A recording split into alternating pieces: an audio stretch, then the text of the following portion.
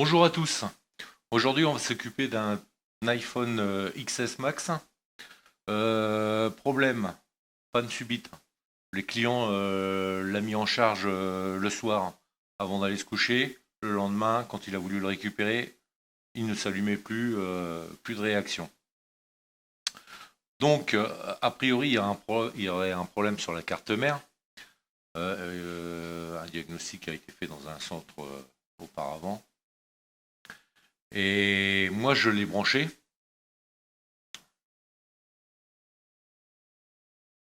Et voilà le résultat. Je l'ai branché en USB. Alors, dans la fenêtre écrit en bleu avec le A, ampérage, vous voyez 0,8, 0,7 et des fois des pics à 100, 232 là, comme il vient d'apparaître. Voilà. Donc ça, c'est des séquences de démarrage qui se lancent et qui s'arrêtent suite à un problème rencontré sur la carte mère. Donc, il rencontre le problème, il s'arrête, il veut relancer la séquence de démarrage, il rencontre le problème de nouveau, il s'arrête et il fait que ça en boucle. Vous pouvez voir sur le graphe à côté en rouge les pics que ça fait. Donc, a priori, moi je pense qu'il y a un court-circuit. Donc, je vais le démonter et on va voir ça juste après. Carte mère démontée.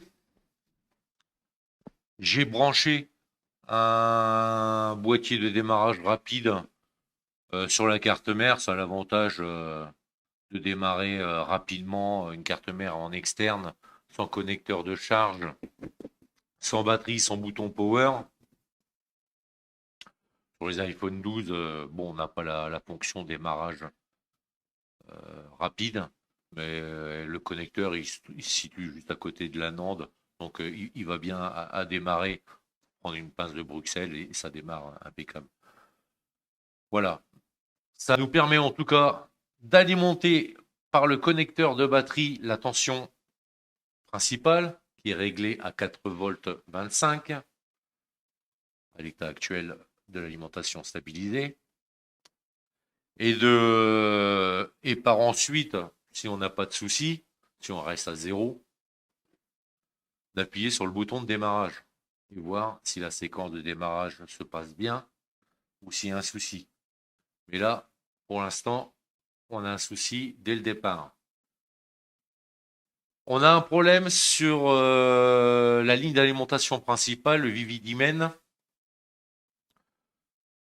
ou alors après le connecteur de batterie. C'est déjà plus rare, mais ça peut arriver. Ça se traduit comme ça. Dès que vous appuyez sur le bouton pour alimenter la carte mère, j'ai 0,800 ampères, alors que je devrais être à 0. Environ, oui, à 0, à peu de choses près, à 0. Et là, on est à 0,800, ce qui nous indique bien qu'on a un court-circuit sur l'alimentation, sur la ligne d'alimentation principale. Donc, à ce stade, je vais la passer sous la caméra thermique. On va regarder s'il y a une zone qui chauffe plus qu'ailleurs, pour voir à peu près où ça se situerait. Et ensuite, on avisera.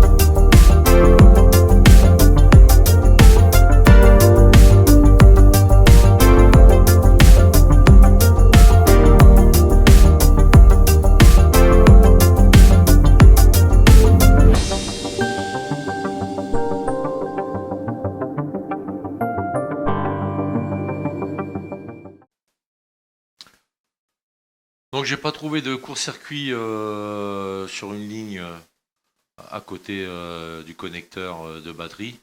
Donc là, on va passer directement à la séparation des deux cartes mères. Allez, on s'occupe de ça.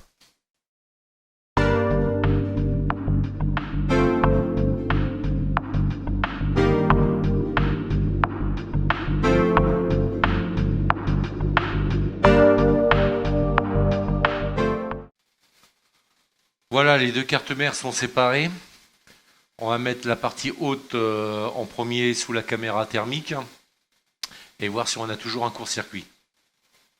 Donc je bascule sur la caméra thermique. Je branche. Et je n'ai plus de court-circuit.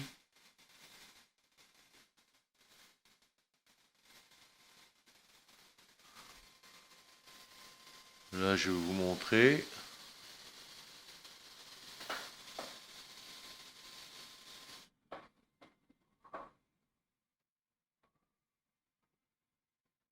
Là, je suis alimenté. La carte mère partie haute est alimentée. CPU. Et maintenant, j'ai zéro consommation. Donc, a priori, le court-circuit est sur la partie basse de la carte mère. Et là, si j'appuie maintenant sur le bouton de démarrage, je devrais avoir normalement une séquence de démarrage normale.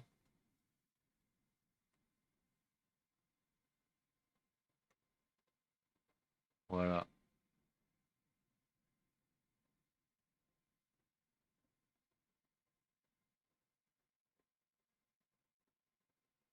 Oui.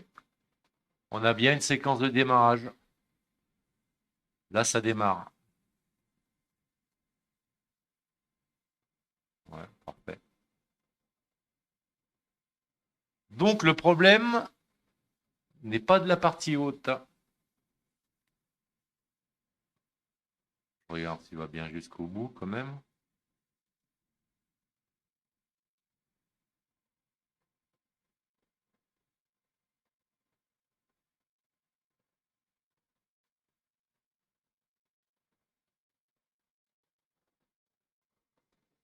Voilà.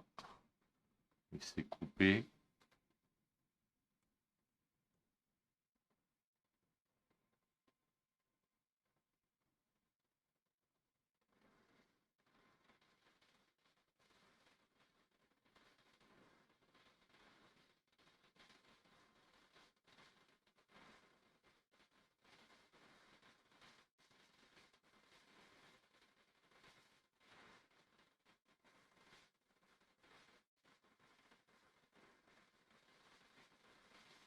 Regarde la séquence. Ah, il s'est coupé peut-être parce que j'ai limité l'ampérage à 2. Normalement, pour un démarrage, en tout cas sur mon alimentation, faut que je le mette plutôt à 3 ampères. Mais là, normalement, là, je suis arrivé sur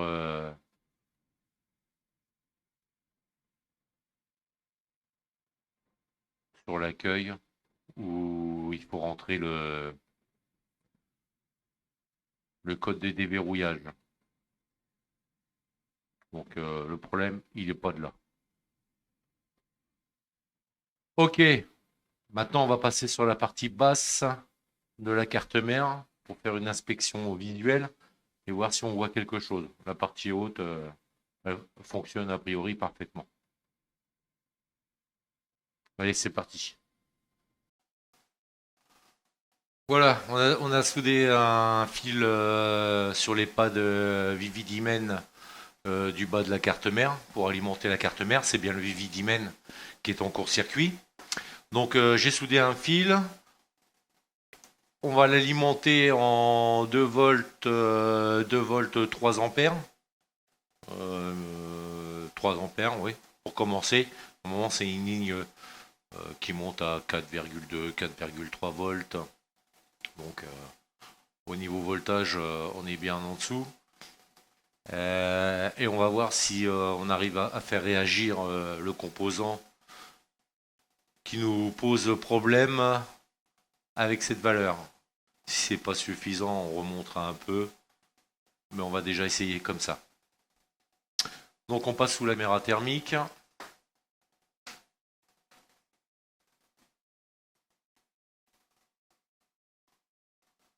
Voilà.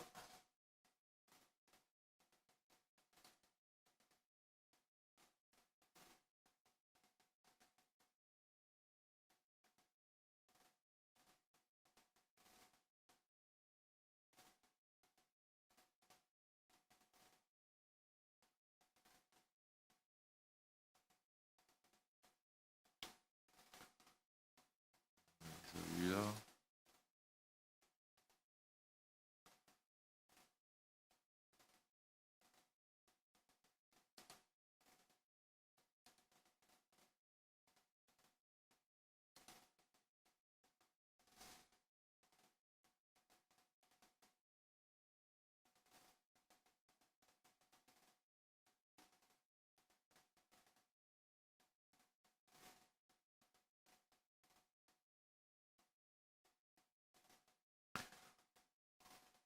Donc je crois que j'ai trouvé le problème.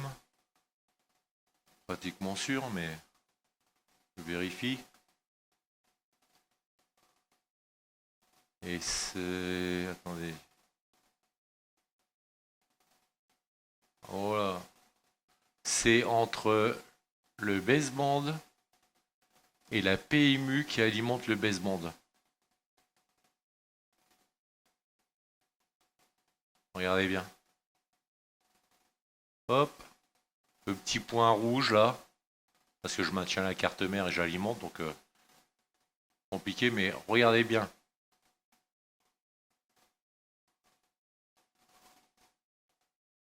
Dans cette zone-là, ici, là, entre ces deux-là, ça c'est lissé. C'est la PMU qui fournit des alimentations pour le baseband qui est là. Et ici, vous allez voir une lueur rouge. Le problème, il vient de là.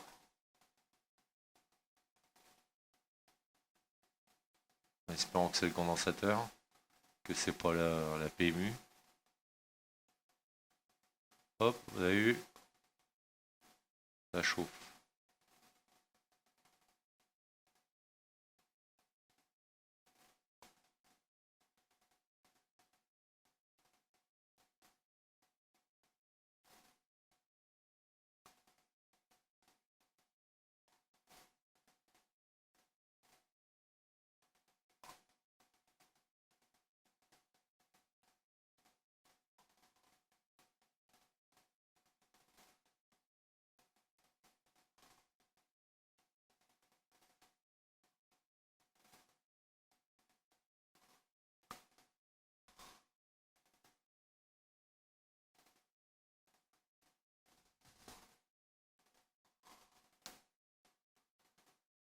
Bon, on va la passer sous le microscope pour regarder. Oh,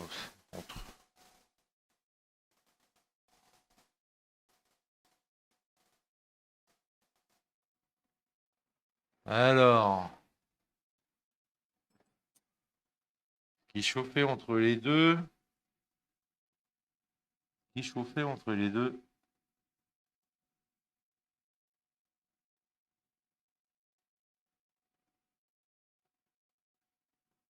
C'est là.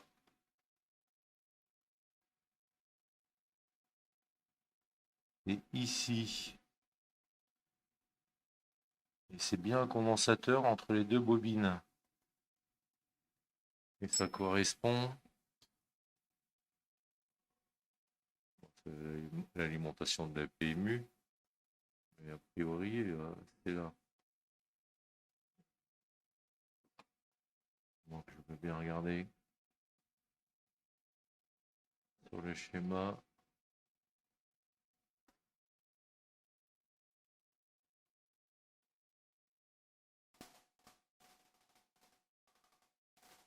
Alors le condensateur, ce serait celui-là. Normalement.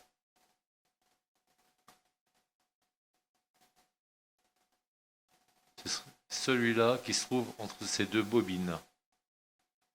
Donc on va l'enlever et voir si on n'a plus le court-circuit. En espérant que c'est pas la PMU. Allez, c'est parti.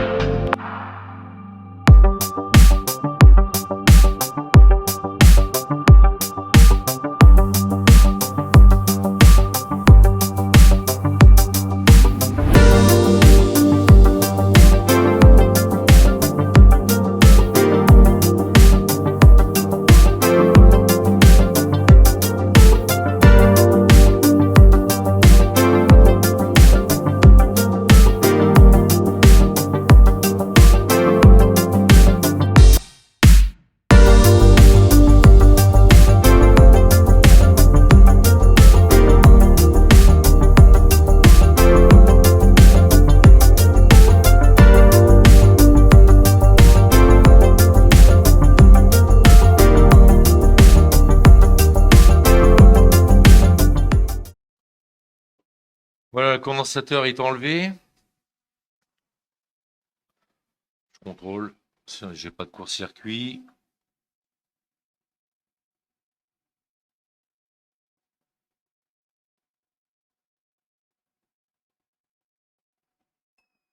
Et voilà. On n'a plus de court-circuit. C'était bien ce condensateur.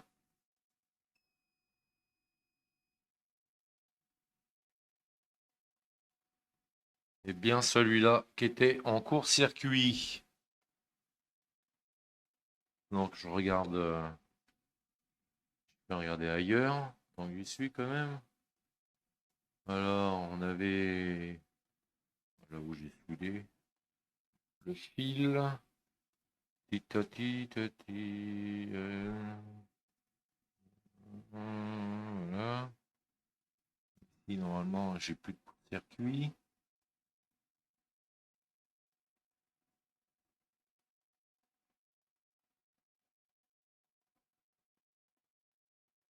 Non, c'est bon. Valeur diode 299 999 999, je suis à 279 280, tolérance elle est bonne, donc c'est bon. Je vais nettoyer, je vais remettre un condensateur et on va pouvoir réassembler tout ça et normalement on ne devrait pas avoir de soucis.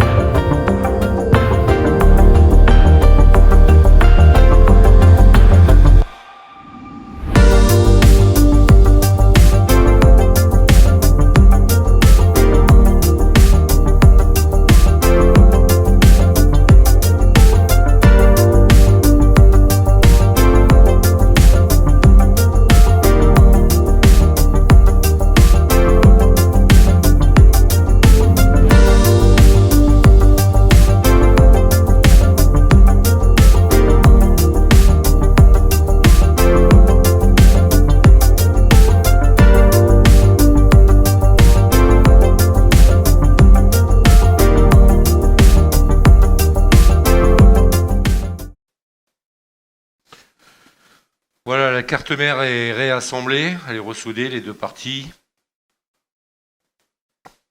Elle est là, juste à côté de l'écran, je maintiens tout l'ensemble là. Hop. Donc maintenant, on va faire un démarrage. J'alimente, j'ai plus de court-circuit déjà, c'est une bonne chose.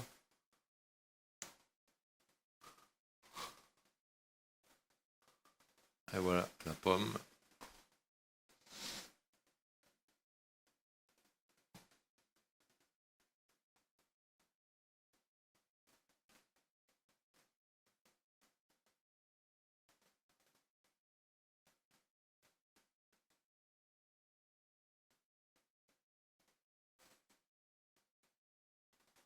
Écran d'accueil.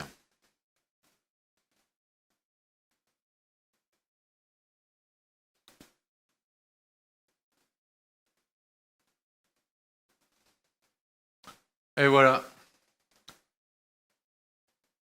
téléphone qui redémarre. De toute façon, il va s'arrêter au bout de 3 minutes, hein. Forcément, il manque des informations de NAP, de bouton power, etc. Je vais le remonter dans le châssis et on va faire les tests plus complets après. Donc, je vous reprends juste après. Voilà, le téléphone est remonté. Bon, j'ai déjà fait tous les tests, hein. Il redémarre pas au bout de 3 minutes, donc tout est bien reconnu au niveau des sensors. Il n'y a aucun souci. Les caméras fonctionnent parfaitement, le Face ID fonctionne pareil parfaitement. L'écouteur, les haut-parleurs, les micros, le Wi-Fi, il détecte bien les réseaux, le Bluetooth, les cartes SIM, on a bien limé du réseau, donc c'est parfait. Donc pour ce téléphone, c'est terminé, on va pouvoir le rendre au client qui sera bien content de le récupérer. En espérant que ça vous a plu, passez un bon réveillon de fin d'année, un bon passage dans la nouvelle année. Prenez soin de vous et beaucoup de bonne santé pour l'année prochaine. Je referai pas de vidéo avant l'année prochaine, avant le début de l'année prochaine. Pareil, je vais arrêter un petit peu là. Donc, on se reverra le début de l'année prochaine pour de nouvelles vidéos. Voilà. À la prochaine, portez-vous bien.